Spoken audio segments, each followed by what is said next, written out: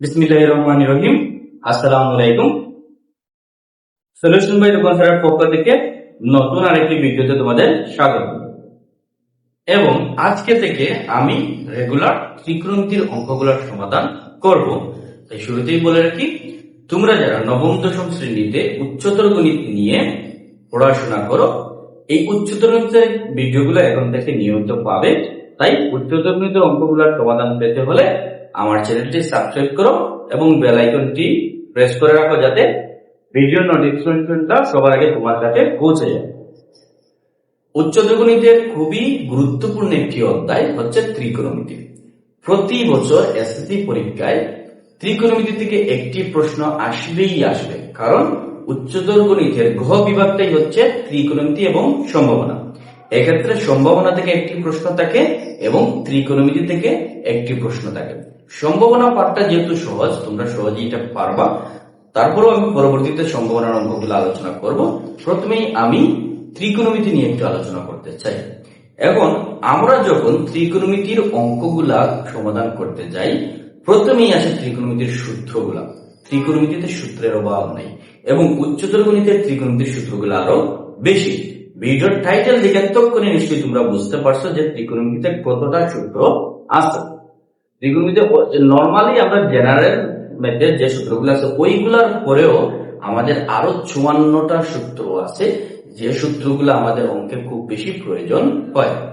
এখন এই সূত্রগুলা আমরা কিভাবে শিখবো? আমরা যদি 54টা সূত্র মুখস্থ করি তাহলে আমাদের কাছে অনেক বোরিং লাগবে।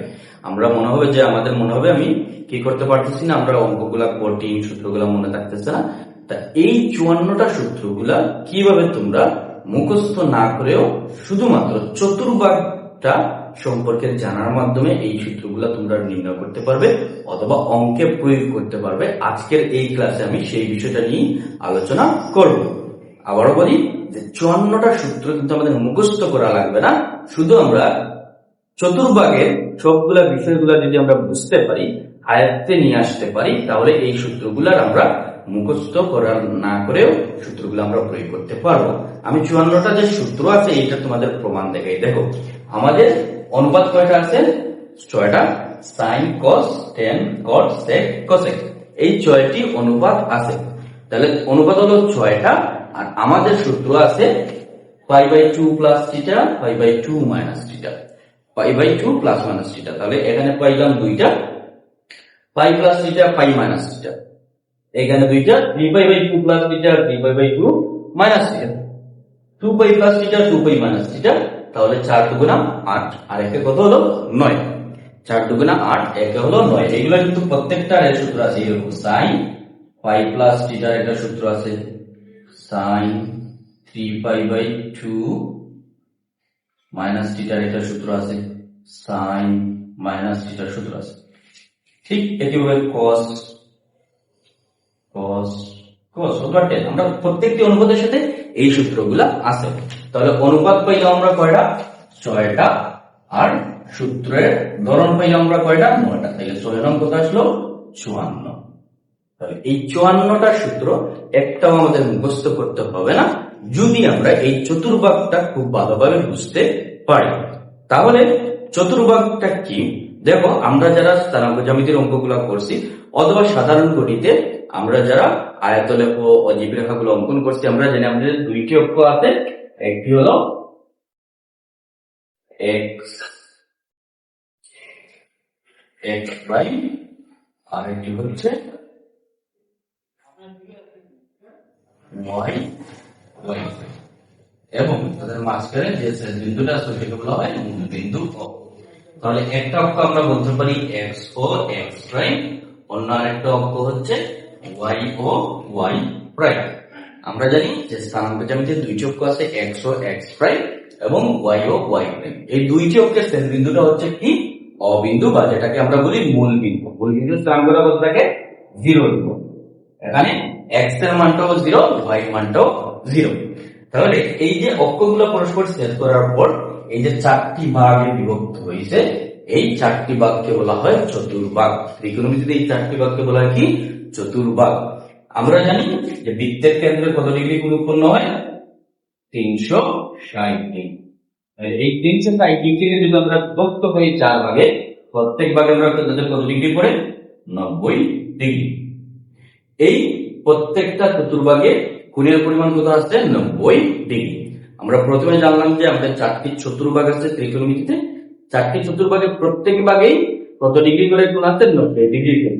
আমরা জানি যখন একটা সরল রেখাকে অন্য একটা সরল রেখা লম্বভাবে ছেদ করে এখানে 90 ডিগ্রি বা সমকোণ উৎপন্ন হয়। তাহলে এই দুইটা রেখা x অক্ষ এবং y অক্ষ পরস্পর দিয়ে লম্বভাবে ছেদ করছে, তাহলে এখানে কত ডিগ্রি কোণ উৎপন্ন হয়েছে? 90 ডিগ্রি। তাহলে আমাদের এই যে x এবং y এর মাঝখানে যে চতুর্ভাগটা আছে এটাকে আমরা ধরবো প্রথম চতুর্ভাগ। x এবং y এর মাঝখানে যে চতুর্ভাগটা আছে ওইটাকে আমরা ধরবো প্রথম চতুর্ভাগ। আবার y এবং x প্রাইমের মাঝখানে যে চতুর্ভাগ আছে ওইটাকে ধরবো আমরা দ্বিতীয় চতুর্ভাগ। এবং x প্রাইম y প্রাইমের মাঝখানে যে চতুর্ভাগ আছে ওইটা আমরা ধরবো তৃতীয়। আর x y প্রাইমের মাঝখানে যেটা আছে ওইটা হলো চতুর্থ। প্রথমে আমরা চতুর্ভাগগুলো চিনে রাখি। আমাদের x এবং y এর মাঝখানে প্রথম চতুর্ভাগ, y এবং x প্রাইমের মাঝখানে দ্বিতীয় চতুর্ভাগ, x প্রাইম y প্রাইমের মাঝখানে হলো তৃতীয় চতুর্ভাগ, x আর y প্রাইমের মাঝখানে যে চতুর্ভাগ আছে ওইটা হলো চতুর্থ চতুর্ভাগ। এখন এই যে চতুর্ভাগ, প্রত্যেক চতুর্ভাগে sin cos tan cot এইগুলার একটা অবস্থান আছে। sin cos tan cot এইগুলার কি আছে? অবস্থান আছে। তাহলে দেখো প্রথম চতুর্ভাগে 6টি অনুপাতই পজিটিভ, অল পজিটিভ। sin ও পজিটিভ, cos ও পজিটিভ। প্রত্যেক চতুর্ভাগে সব কয়টি অনুপাত আছে? প্রথম চতুর্ভাগে sin cos tan 6টি অনুপাত আছে, দ্বিতীয় চতুর্ভাগ 6টি অনুপাত অবস্থান আছে, তৃতীয় চতুর্ভাগ সবগুলাতেই 6টি অনুপাতের অবস্থান আছে। এখন প্রথম চতুর্ভাগে কি হবে? সবগুলা কি থাকবে? পজিটিভ থাকবে। দ্বিতীয় চতুর্ভাগে আসলে সাইন আর কসেক এই দুইটা শুধু পজিটিভ, বাকিগুলা নেগেটিভ। পজিটিভ নেগেটিভ পজিটিভ, যে সাইনের মানটা সবসময় পজিটিভ থাকবে, পজিটিভ হলে সাইনের মানটা পজিটিভ হয়, এই ক্ষেত্রে কোনো ঋণাত্মক মান গ্রহণযোগ্য হবে না। নেগেটিভ তার মানে সাইনের মানগুলো নেগেটিভ হবে, বা কোসের যেইটাই নেগেটিভ আছে ওইটা কি হবে? নেগেটিভ হবে। তাহলে প্রথম চতুর্ভাগে সব পজিটিভ, এখানে কোনো ঋণাত্মক মান নাই। দ্বিতীয় চতুর্ভাগে শুধুমাত্র সাইন আর কোসেকটা পজিটিভ, এইখানে কোনো সাইন আর কোসের কোনো ঋণাত্মক মান নাই, বাকিগুলার কোনো ধনাত্মক মান নাই। cos tan cot sec এইগুলা কোনো ধনাত্মক মান নাই, এগুলা সবসময় দ্বিতীয় চতুর্ভাগে কি থাকবে? ঋণাত্মক থাকবে, নেগেটিভ থাকবে। তৃতীয় চতুর্ভাগে cot এবং tan, tan এবং cot এই দুইটা পজিটিভ। তৃতীয় চতুর্ভাগে tan এবং cot পজিটিভ, বাকিগুলা নেগেটিভ। চতুর্থ চতুর্ভাগে cos এবং sec পজিটিভ, বাকিগুলো নেগেটিভ। চতুর্থ চতুর্ভাগে কি থাকবে? চতুর্থ চতুর্ভাগে sec এবং cosটা পজিটিভ, বাকিগুলো কি হবে? নেগেটিভ। তাহলে প্রথমে আমরা অনুপাতগুলোর অবস্থানটা বুঝে নিলাম। তো 6টি অনুপাতই আছে, সবগুলা চতুর্ভাগে 6টি অনুপাতই আছে। প্রথম চতুর্ভাগে সবগুলা পজিটিভ এবং বাকি অনুপাতে 2টি করে পজিটিভ, 4টি করে নেগেটিভ। প্রথম চতুর্ভাগে সাইন এবং কোসেক পজিটিভ, দ্বিতীয় চতুর্ভাগে cot এবং tan পজিটিভ, তৃতীয় চতুর্ভাগে tan এবং cot পজিটিভ, চতুর্থ চতুর্ভাগে cos এবং secটা পজিটিভ। তাহলে আমরা ত্রিকোণমিতিক অনুপাতগুলোর অবস্থানটা বুঝতে পারলাম। এখন আমরা আসি এই যে থিটা, পাই বাই থিটা কোনটা কি? দেখো x অক্ষে থিটা কোণের মানটা হচ্ছে 0 ডিগ্রি। x অক্ষে থিটা কোণের মানটা কত আসবে? 0 ডিগ্রি। তাহলে প্রথম চতুর্ভাগে 0 থেকে কত পর্যন্ত আছে? এখানে লম্ব রেখা আছে, তার মানে এটা হলো 90 ডিগ্রি, এইটা 180 ডিগ্রি,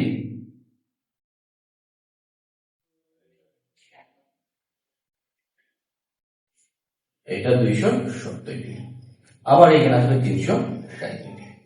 এইভাবে চলতেই থাকবে। আমরা 8.1 এর অঙ্কগুলো করলে আমরা জানি যে এইগুলা ক্রমান্বয়ে গুণন দিলে ডিগ্রি মানটা বাড়তে থাকে। প্রতি চতুর্ভাগ অতিক্রম করার সাথে সাথে 90 ডিগ্রি কোণটা বৃদ্ধি পায়। তাহলে আমরা জানি এক্স অক্ষ এবং ওয়াই অক্ষের মাঝখানে যে চতুর্ভুজ আছে ওইখানে সীমাটা কত হচ্ছে 0 ডিগ্রি থেকে 90 ডিগ্রি। ওয়াই এবং এক্স প্রাইমের মাঝখানে যে চতুর্ভুজ আছে ওইটার সীমাটা কত 90 ডিগ্রি থেকে 180 ডিগ্রি। 180 থেকে 270 ডিগ্রি হলো তৃতীয় চতুর্ভুজ, 270 থেকে 360 হলো চতুর্থ চতুর্ভুজ। এবং তোমরা ভাবতে পারো যে এখানে 90 ডিগ্রি, 0 ডিগ্রি, 360 ডিগ্রি এগুলো কেন নিয়ে আসতেছি?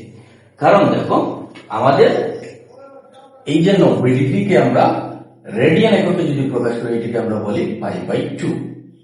90 ডিগ্রি কি লিখতে পারি π/2, 180 কে লিখতে পারি পাই, 270 কে লিখতে পারি 3π/2, আর ওইটা হবে 2π। 360 ডিগ্রি কে লিখতে পারি কত 2π। তাহলে প্রথম চতুর্ভাগের বিভূতিটা কত হবে? প্রথম চতুর্ভাগে থাকবে কি 0 ডিগ্রি থেকে π/2 পর্যন্ত। প্রথম চতুর্ভাগের লিমিটটা বা সীমাটা কত হবে 0 থেকে 2π/2 পর্যন্ত। দ্বিতীয় চতুর্ভাগের সীমাটা হবে π/2 থেকে 2π পর্যন্ত। দ্বিতীয় চতুর্ভাগের সীমাটা হবে কত π/2 থেকে π পর্যন্ত। তৃতীয় চতুর্ভাগের সীমাটা কত হবে π থেকে 3π/2 পর্যন্ত। চতুর্থ চতুর্ভাগের সীমাটা কত হবে 3π/2 থেকে 2π পর্যন্ত। বুঝা গেছে যে আমি 0 ডিগ্রি থেকে π/2 পর্যন্ত প্রথম চতুর্ভাগ, π/2 থেকে π পর্যন্ত দ্বিতীয় চতুর্ভাগ, π থেকে 3π/2 পর্যন্ত তৃতীয় চতুর্ভাগ, 3π/2 থেকে 2π পর্যন্ত চতুর্থ চতুর্ভাগ। এইগুলো তাদের মানের একটা লিমিট দেওয়া আছে যে তোমার মানটা এর মধ্যে সীমাবদ্ধ আছে। এবং আমাদের প্রথম সূত্র π/2 প্লাস থিটা। π/2 কোন অক্ষকে নির্দেশ করে? x অক্ষ, এটা হলো π/2। এর সাথে আমরা থিটা কোণ মানে সূক্ষ্মকোণ। থিটা কোণ মানে কি সূক্ষ্মকোণ যার মানটা 90 ডিগ্রি থেকে ছোট। তাহলে 90 ডিগ্রি থেকে যদি বেশি হতো তাহলে আমরা একটা চতুর্ভাগ অতিক্রম করতে পারতাম। কিন্তু যেহেতু এখানে থিটা কোণটা সূক্ষ্মকোণ হিসেবে 90 ডিগ্রি থেকে ছোট কোণ, আমরা চতুর্ভাগটা কখনোই থিটা কোণের সাহায্যে অতিক্রম করতে পারবো না। তাহলে এখানে π/2 বলা হচ্ছে, π/2 মানে y অক্ষ এখানে আছে, লগের সাথে যদি থিটাটা আসে তাহলে দ্বিতীয় চতুর্ভাগ। এই π/2 প্লাস থিটা দ্বারা বোঝায় কি? π/2 প্লাস থিটা দ্বারা বোঝায় দ্বিতীয় চতুর্ভাগ। আর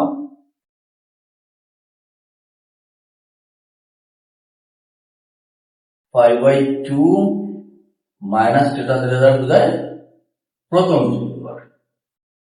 π/2 প্লাস থিটা দ্বারা কি বোঝায়? দ্বিতীয়। π/2 প্লাস কিন্তু কত চতুর্ভাগ? দ্বিতীয় চতুর্ভাগ। যে 90 ডিগ্রি থেকে যখন মানটা বাড়বে ওইটা দ্বিতীয় চতুর্ভাগ নির্দেশ করবে। এবং 90 ডিগ্রি থেকে যদি কমে, মানটা যদি কমে আসে, 90 ডিগ্রি থেকে কমে আসে, তাহলে আমরা কোন চতুর্ভাগে চলে আসবো? প্রথম চতুর্ভাগে। 90 ডিগ্রি থেকে যদি আমি একটু ক্লিয়ার করে লিখি,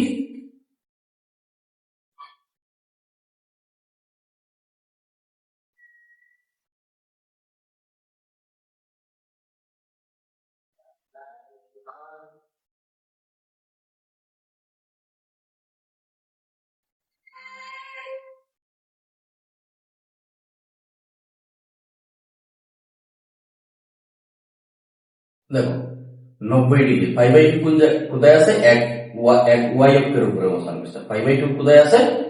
π/2 টা কার উপরে অবস্থান করে? y অক্ষের উপরে অবস্থান করে। তাহলে π/2 এর সাথে যখন আমরা প্লাস থিটা দিলাম আমরা দ্বিতীয় চতুর্ভাগে চলে আসলাম। তাহলে π/2 দ্বারা বোঝাবে দ্বিতীয় চতুর্ভাগ। π/2 থেকে যদি আমরা মাইনাস করি তাহলে মানটা কমে যাবে, আমরা চলে আসবো এইখান থেকে মানটাকে যদি আমরা মাইনাস করি তাহলে আমরা চলে আসবো প্রথম চতুর্ভাগ। π/2 প্লাস থিটা দ্বারা বোঝায় দ্বিতীয় চতুর্ভাগ, π/2 মাইনাস থিটা দ্বারা বোঝায় প্রথম চতুর্ভাগ। আবার পাই প্লাস থিটা কত আছে? পাই প্লাস থিটা। তাহলে পাইর সাথে যদি আমরা পাই দ্বারা কোন চতুর্ভাগ বোঝায়? X prime. পাইটা বা 180 ডিগ্রি কোন অক্ষের উপরে অবস্থান করছে? এক্স প্রাইম অক্ষের উপরে। π/2 টা y অক্ষের উপরে অবস্থান করে, পাইটা বা 180 ডিগ্রি এক্স প্রাইম অক্ষের উপরে অবস্থান করে। তাহলে এইখান থেকে যদি আমাদের মানটা প্লাস হয় তাহলে আমরা কোন চতুর্ভাগে চলে আসবো? তৃতীয় চতুর্ভাগে। পাইয়ের সাথে যদি আমাদের থিটার মানটা প্লাস হয় তাহলে আমরা কোন চতুর্ভাগে চলে আসবো? তৃতীয় চতুর্ভাগে। আবার পাই থেকে যদি আমাদের থিটার মানটা মাইনাস হয় তাহলে আমরা চলে যাব দ্বিতীয় চতুর্ভাগে। তার মানে পাই প্লাস থিটা দ্বারা বোঝায় তৃতীয় চতুর্ভাগ, পাই মাইনাস থিটা দ্বারা বোঝায় দ্বিতীয় চতুর্ভাগ। ঠিক একইভাবে y প্রাইম অক্ষের উপর অবস্থান করে π/2 মানে 270 ডিগ্রি। এখন এইটার সাথে যদি আমরা প্লাস দেই তাহলে আমরা চলে যাব চতুর্থ চতুর্ভাগে, আর এইটা থেকে যদি আমরা থিটাটাকে মাইনাস করি আমরা চলে আসবো তৃতীয় চতুর্ভাগে। তাহলে π/2 প্লাস থিটা দ্বারা বোঝায় চতুর্থ চতুর্ভাগ, π/2 মাইনাস থিটা দ্বারা বোঝায় তৃতীয় চতুর্ভাগ। এবং সব লাস্ট আসে 2π প্লাস থিটা, 2π সাথে আরো প্লাস থিটার মানটা যোগ করি তাহলে আমরা চলে যাব প্রথম চতুর্ভাগে। এবং 2π থেকে যদি আমরা মাইনাস করি, 2π মাইনাস থিটা দেই তাহলে আমরা রাখবো চতুর্থ চতুর্ভাগ। এই জিনিসটা আমাদের বুঝতে হবে যে 2π প্লাস থিটা দ্বারা বোঝায় প্রথম চতুর্ভাগ, 2π মাইনাস থিটা দ্বারা বোঝায় কত? চতুর্থ চতুর্ভাগ। আর মাইনাস থিটা দ্বারা শুরু হয় চতুর্থ চতুর্ভাগ। এই অংশটাই আমাদের ইম্পর্টেন্ট, এতটুকু বুঝলে আমরা চতুর্ভাগ নির্ণয় করতে পারবো। দেখো পাই প্লাস থিটা দ্বিতীয় চতুর্ভাগ, পাই মাইনাস থিটা প্রথম চতুর্ভাগ। সরি, π/2 প্লাস থিটা দ্বিতীয় চতুর্ভাগ, π/2 মাইনাস থিটা প্রথম চতুর্ভাগ, পাই প্লাস থিটা তৃতীয় চতুর্ভাগ, পাই মাইনাস থিটা দ্বিতীয় চতুর্ভাগ, 3π/2 প্লাস থিটা চতুর্থ চতুর্ভাগ, 3π/2 মাইনাস থিটা তৃতীয় চতুর্ভাগ, 2π প্লাস থিটা 2π প্লাস থিটা প্রথম চতুর্ভাগ, 2π মাইনাস থিটা চতুর্থ চতুর্ভাগ। এই জিনিসগুলো আমাদের বুঝতে হবে। আর মাইনাস থিটা দ্বারা সবসময় বোঝায় চতুর্থ চতুর্ভাগ। এখন আসি আমরা মূল সূত্রটা। আমাদেরকে দেওয়া হলো sin পাই প্লাস থিটা। দেখো আমি সূত্রটা মুখস্থ করি নাই, কিন্তু আমি চতুর্ভাগ থেকে এই সূত্রটার মানটা আমরা বের করবো। কিভাবে বের করবো? আমাদের বলেছে sin প্লাস পাই প্লাস, কি বলা হয়েছে? sin পাই প্লাস থিটা। তাহলে পাই প্লাস থিটা দ্বারা কোন চতুর্ভাগ বোঝায়? তৃতীয় চতুর্ভাগ। তৃতীয় চতুর্ভাগে সাইন এর অবস্থান কি?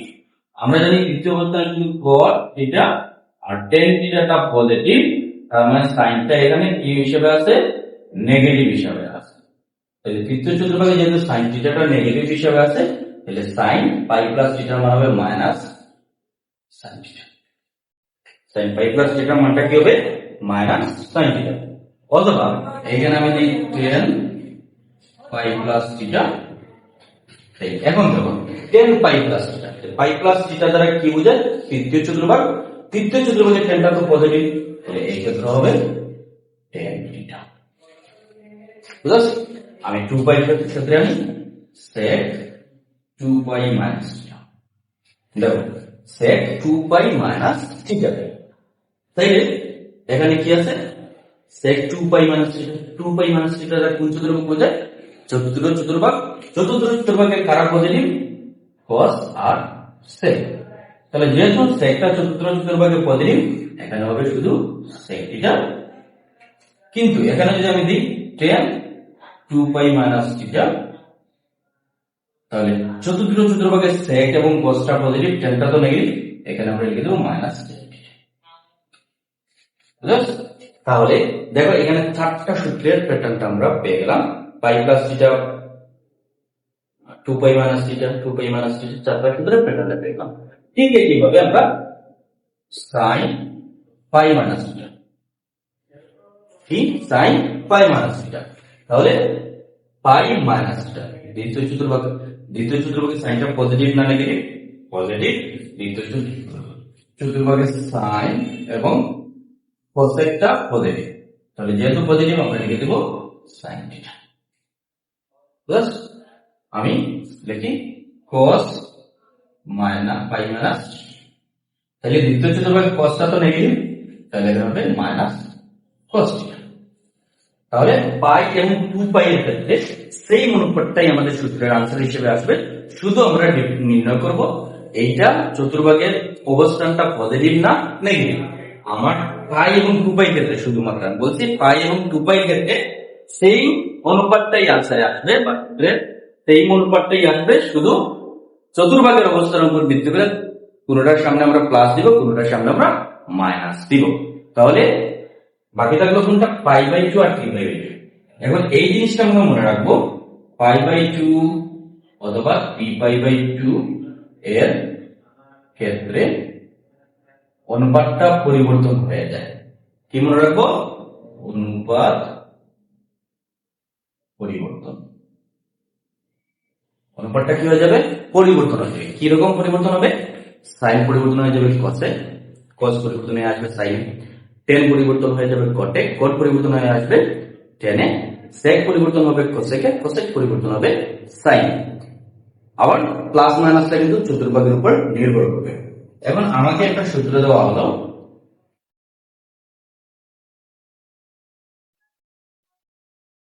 দেখো আমাকে একটা সূত্র দেওয়া হলো cos π/2 প্লাস থিটা। এই সূত্রটা আমাদের প্রশ্ন ছিল cos π/2 প্লাস থিটা। তাহলে π/2 প্লাস থিটা কোন চতুর্ভাগ, দ্বিতীয় চতুর্ভাগ। দ্বিতীয় চতুর্ভাগের cosটা পজিটিভ না নেগেটিভ, নেগেটিভ, তাহলে আমরা দিয়ে দিলাম একটা মাইনাস। কিন্তু যেহেতু π/2 আছে, cosটা পরিবর্তন হয়ে যাবে sin। তাহলে cos π/2 প্লাস থিটা সমান কত, মাইনাস sin থিটা। অথবা আমরা লিখতে পারি tan 3π/2 plus theta, tan 3π/2 plus theta. তাহলে দেখো 3π/2 প্লাস থিটা কোন চতুর্ভাগ বোঝে, তৃতীয় চতুর্ভাগ, চতুর্থ চতুর্ভাগ। 3π/2 প্লাস থিটা কোন চতুর্ভাগ, চতুর্থ চতুর্ভাগ। চতুর্থ চতুর্ভাগের ট্যানটা পজিটিভ না নেগেটিভ, শুধু cos এবং secটা পজিটিভ, তাহলে ট্যানটা নেগেটিভ, এখানে দিয়ে দিলাম আমরা মাইনাস। যেহেতু 3π/2 আছে, ট্যানটা পরিবর্তন হয়ে যাবে, ট্যান পরিবর্তন হয়ে কি হবে, থিটা। ঠিক একইভাবে যদি আমরা এখানে লিখি sec 3π/2 প্লাস থিটা, তাহলে চতুর্থ চতুর্ভাগের secটা পজিটিভ থাকার কারণে এখানে কোনো নেগেটিভ মাইনাস আসবে না, কিন্তু secটা পরিবর্তন হয়ে যাবে cosec থিটা। তাহলে π/2 3/2 তাহলে আমাদের সূত্রে অনুপাতগুলো পরিবর্তন হয়ে যায়। সাইন পরিবর্তন হয়ে আসবে cos, cos পরিবর্তন হয়ে আসবে sin, tan পরিবর্তন হবে cot, cot পরিবর্তন হবে tan, sec পরিবর্তন হবে cosec, cosec পরিবর্তন হবে sec। আর তার সামনে প্লাস না মাইনাস দেবো, ওইটা টোটালি নির্ভর করবে সে ওই চতুর্ভাগে পজিটিভ আছে না নেগেটিভ অবস্থায় আছে। যদি পজিটিভ থাকে তাহলে প্লাস, আর নেগেটিভ থাকলে সামনে একটা মাইনাস চলে আসবে। তাহলে আমরা pi plus theta, pi minus theta, 2π plus theta, 2π minus theta সূত্রগুলো বুঝলাম। π/2 plus theta, π/2 minus theta, 3π/2 plus theta, 3/2 π/2 minus theta সূত্রগুলো আমরা বুঝলাম। মনে রাখবো π/2 এবং 3π/2 এর ক্ষেত্রে অনুপাতগুলো পরিবর্তন হবে। বাকি থাকলো শুধু কি, মাইনাস থিটা। আমি আগেই বলেছিলাম মাইনাস থিটা দ্বারা কোন চতুর্ভাগ বোঝায়, চতুর্থ চতুর্ভাগ। মাইনাস থিটা দ্বারা কোন চতুর্ভাগ বোঝায়, চতুর্থ চতুর্ভাগ। তাহলে আমাদের এই হবে sin মাইনাস থিটা। এবং মাইনাস থিটা থেকে প্রথমে আমাদের মাইনাস থিটার সূত্রটাই বসাতে হবে। অঙ্কের সমাধান করতে হলে আগে মাইনাস থিটার সূত্রটা বসাতে হবে, তারপর অঙ্কটা সমাধান করতে হবে। এখন মাইনাস থিটার দ্বারা আমরা কি বুঝাই, চতুর্থ চতুর্ভাগ। এবং আমাকে দেওয়া আছে সাইন মাইনাস থিটা, চতুর্থ চতুর্ভাগের সাইনটা পজিটিভ না নেগেটিভ, নেগেটিভ, তাহলে এই থিটার মানটা সামনে চলে আসবে সাইন মাইনাস সাইন থিটা। কিন্তু এই জায়গায় যদি দেখো cos মাইনাস থিটা, তাহলে কি হবে, চতুর্থ চতুর্ভাগ। মাইনাস থিটা দ্বারা কোন চতুর্ভাগ বোঝায়, চতুর্থ চতুর্ভাগ। চতুর্থ চতুর্ভাগ cosটা পজিটিভ না নেগেটিভ, অবশ্যই পজিটিভ, তাই এখান থেকে মাইনাস উঠে যাবে cos থিটা। যদি চতুর্থ চতুর্ভাগে ওই অনুপাতটা নেগেটিভ হয়, মাইনাসটা সামনে চলে আসবে, আর যদি চতুর্থ চতুর্ভাগ এটা পজিটিভ হয়, মাইনাসটা ইনটু দেবে, ওইটা পজিটিভ হয়ে যাবে cos থিটা। ঠিক আছে, কি হবে, sec মাইনাস থিটা সমান হবে কি, tan মাইনাস থিটা সমান হবে মাইনাস tan। বুঝতে পারছো?